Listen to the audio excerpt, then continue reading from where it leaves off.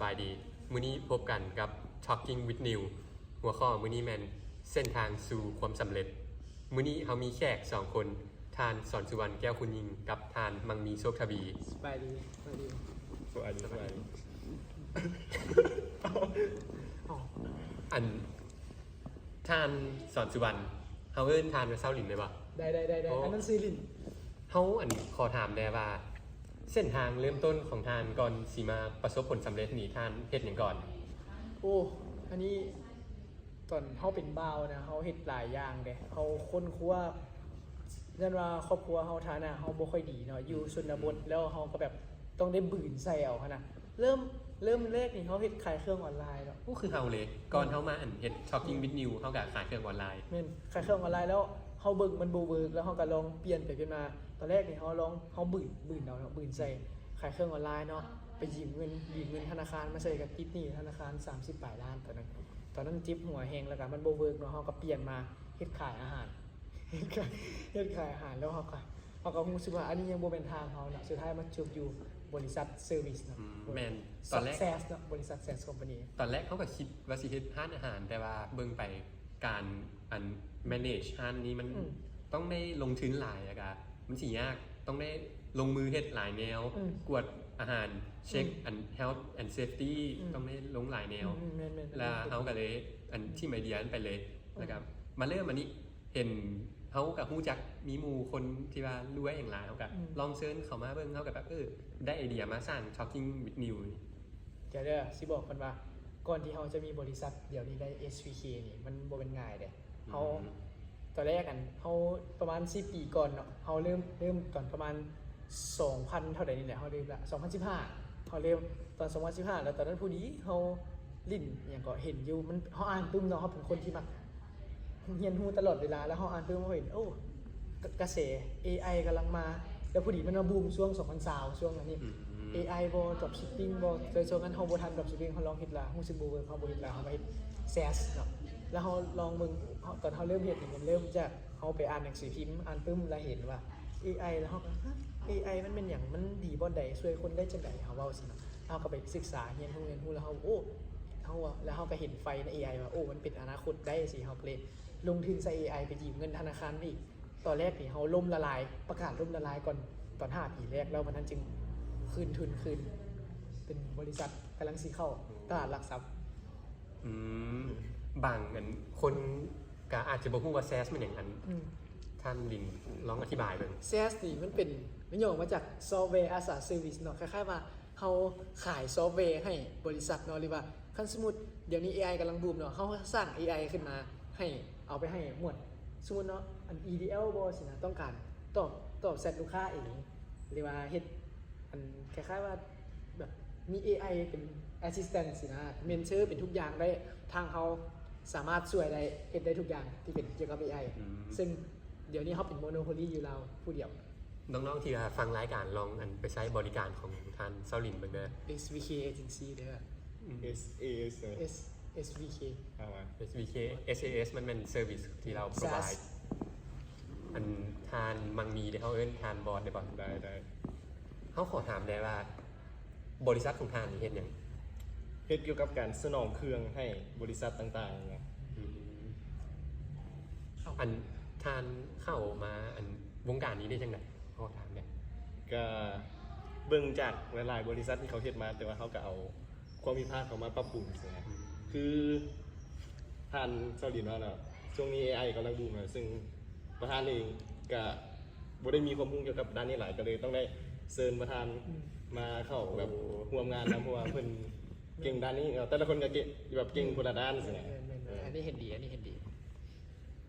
เดี๋ยวขอเราเรื่องอีกนิดนึงก่อนสิฮู้จักกันประธานรถนี่มื้อนั้นไปลิ้นหลวงพ่อบางไปเฮ็ดเวียกแล้วผู้ดีเจอกันอยู่ห้านบาร์เจอกันอยู่บ้านผู้ดีล้มกันถือคอแล้วจะไปตีกอล์ฟนำกันแล้วผู้ดีได้เฮ็ดเวียกนำกันเลยวันนั้นอันนี้คักได้เจอแต่ว่าไปตีกอล์ฟนี่มันช่วยให้เฮาสร้างคอนเนคชั่นได้หลายแม่นบ่อันนี้มันขึ้นกับคนเนาะอันนี้บ่ได้ซุกนิ้วให้ผู้ชมไป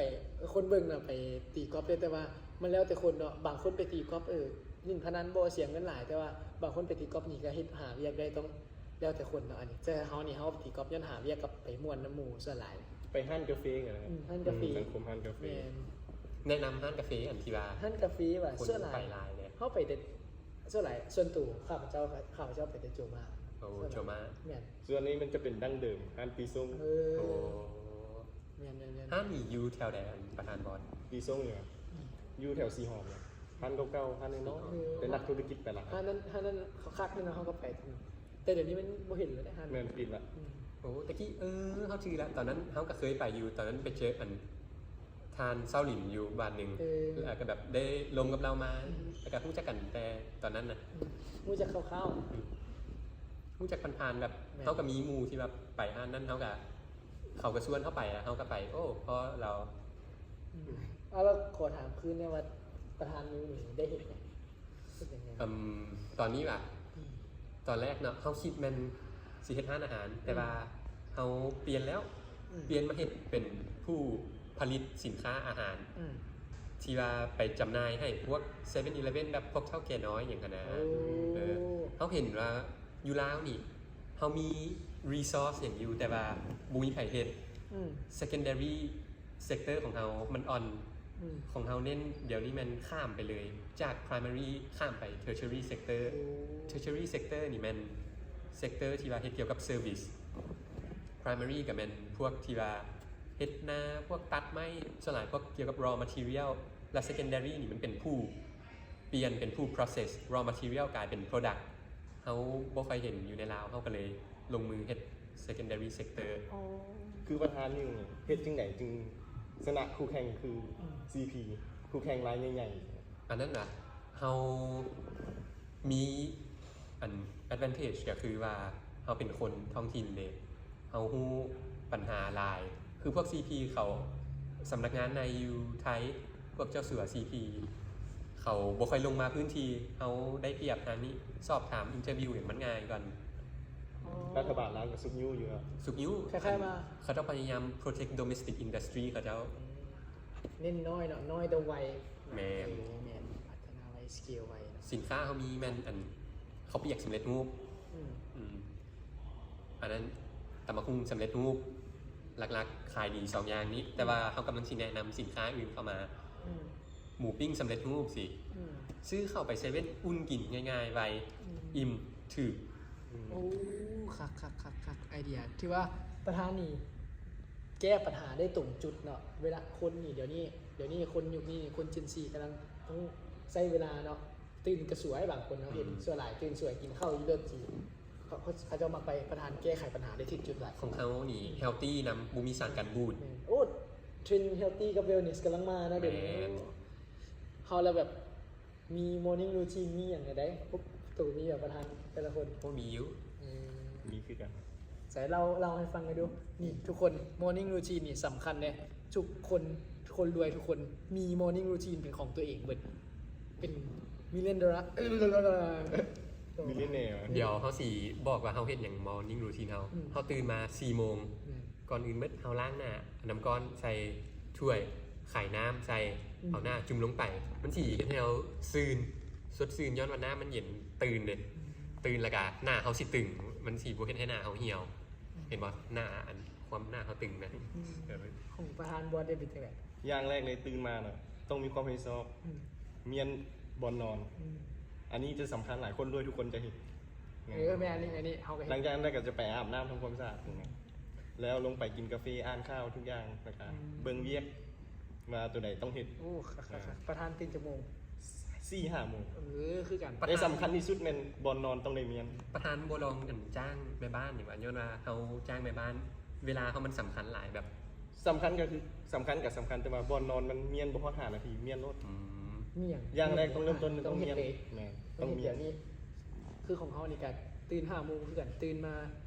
าก่อนนี่เขาต้องห้ามจับโทรศัพท์ตื่นมาเนาะ5 โมงเมียนบอลคือประธานบอลไปล้างหน้านั่นเอง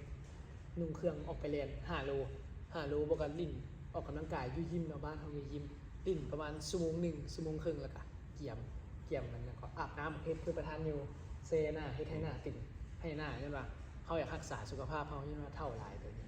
รักษาสุขภาพเฮ็ดจังซั่นแล้วอาบน้ำด้วยเนาะนุ่งเครื่องแล้วก็อ่านปึ้มแบบนี้อ่านปึ้มแล้วศึกษาแล้วก็อ่านนิวลูกค้าพิมพ์ส่งนิวมาให้ เบิ่งธุรกิจเฮาแล้วก็ไปโรงเรียนมันบ่มีหยังหลายกิจวัตรเฮาทุกคนเห็นบ่ส่วนหลายนี่คนรวยๆทั้งหมดนี่เขาจะมีรูทีนของเขาเบิดฉะนั้นทุกคนต้องเฮ็ดเด้ออันนี้เป็นเฮาแนะนำคันอยากรวยเริ่มจากสิ่งง่ายๆก่อนอย่างเช่นเฮ็ด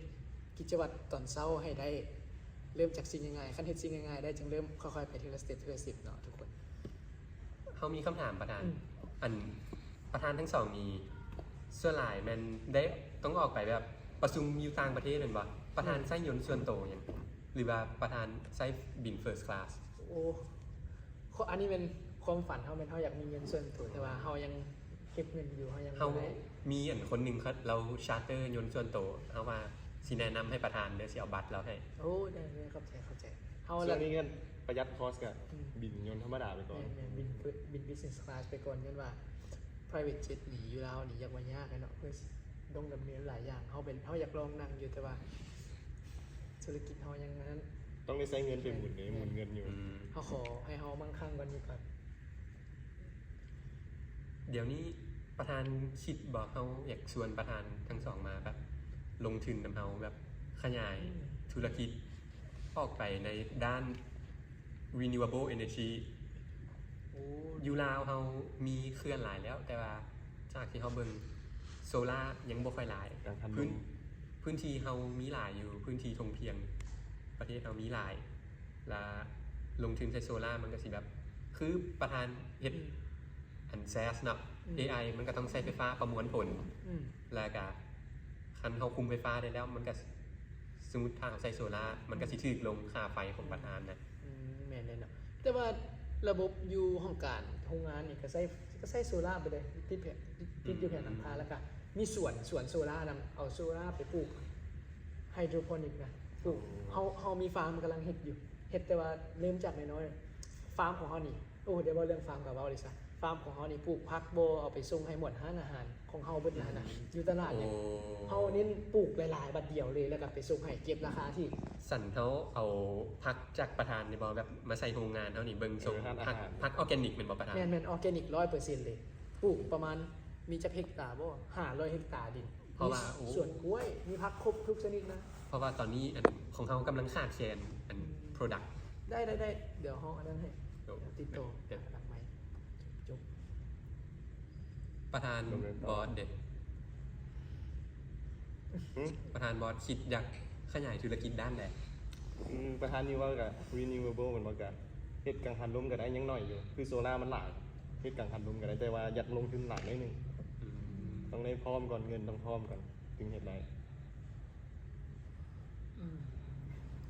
คันว่าไอเดียสตาร์ทอัพธุรกิจที่ดีในมุมมองของเขาถ้าเป็นเฮาเด้เฮาอยากจะเฮ็ดอัน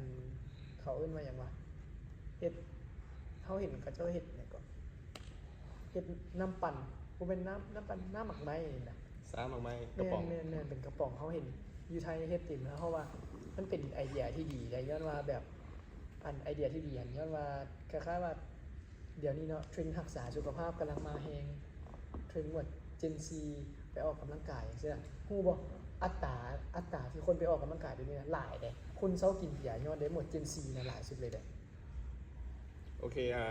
มีประชุมด่วนต้องไป เรา ไป คือ ประ กัน ชุม ประชุม โอเคปิดจบ เข้าใจปิดมื้อนี้ Talking with New มีสำนีเนาะ โอเคครับเจอ ใจว่า